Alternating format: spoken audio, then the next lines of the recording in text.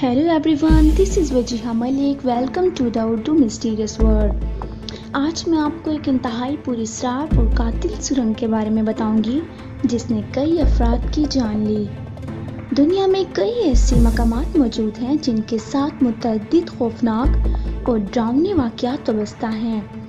ऐसे ही मकामात में से एक ऐसी सुरंग भी शामिल है जो देखने में तो मामूली लगती है, लेकिन हकीकत में इसके साथ कई खौफनाक वाक़यात जुड़े हुए हैं. जबकि इस सुरंग को एक खूनी सुरंग करार दिया जाता है. खूनी नामी इस सुरंग के तामीर का आगाज़ 1851 होसेक में किया गया. ये सुरंग मगरी मैसाचुसेट्स को न्यूयॉर्क से मिलाने के लिए तामीर की जा रही थी, लेकिन बदकिस्मती से अपनी तामीर के आगाज़ के फ़ौरन बाद ही ये सुरंग एक खूनी सुरंग में तब्दील हो गई. इस सुरंग की तामीर के दौरान कम से कम 200 मजदूर हलाक हो गए थे और ताज्जुब की बात ये है कि ज़्यादातर अमवात इन धमाकों की वजह से हुई थी जो यहाँ खुदाई के लिए किए गए थे.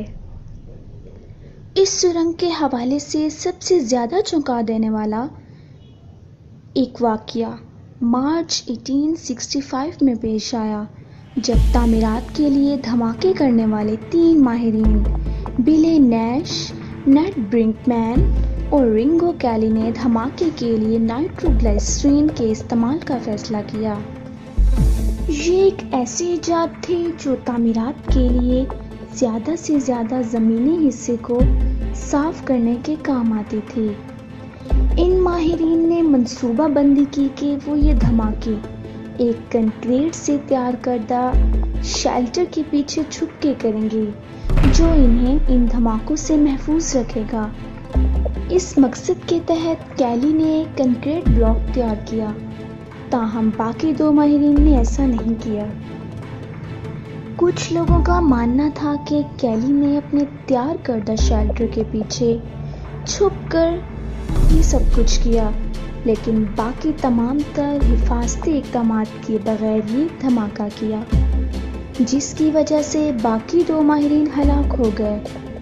और ये इसने जानबूझकर किया है. और हाँ, इस वाक़े के रौनमा होने के बाद कैली गायब हो गया और इसका कोई नामो निशान ना मिला. लेकिन 1 साल गुजरने के बाद कैली की लाश ठीक उसी मकाम से मिली जहां से बाकी 2 माहिरीन की लाशें मिली थी. इब्तदा में पुलिस का ख्याल था कि शायद कैली को किसी ने कत्ल किया है, लेकिन इस हवाले से भी पुलिस को कोई शवाहिद नहीं मिले और ये मामला मज़ीद पुरअसरार होता गया. चंद सालों बाद सुरंग की तामीर के लिए काम करने वाले मज़दूरों को सुरंग में से अजीबो-गरीब आवाज़ें सुनाई देने लगी, जिस वजह से अक्सर मुलाजमीन ने ग़ुरूब आफ्ताब के बाद यहाँ काम करने से इनकार कर दिया, जिसकी वजह से सुरंग की तामीर एक मरतबा फिर मुतासिर होने लगी. 1868 में एक तामीराती कंपनी ने एक तफ्तीश कार की खिदमत हासिल की जो इन अजीबो-गरीब आवाज़ों की हकीकत का सुराग लगा सके. इस तफ्तीश कार को एक रात सुरंग में से किसी शख्स के रोने की आवाज़ें सुनाई दी, लेकिन इसे भी कोई शख्स दिखाई ना दिया.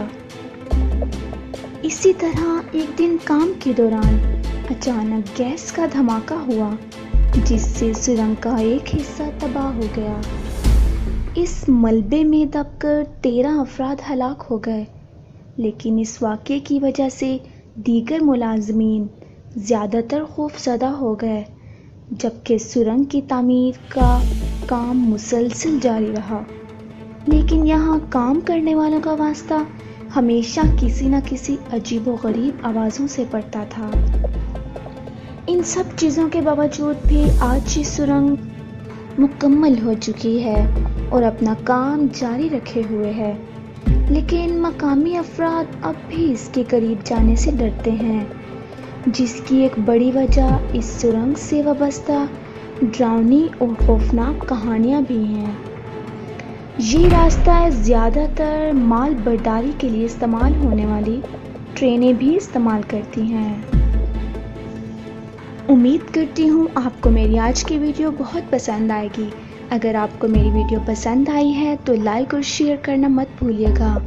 हमारे चैनल को सब्सक्राइब करना मत भूलिए ताकि मज़ीद आने वाली वीडियो से आप वाबस्ता रहें।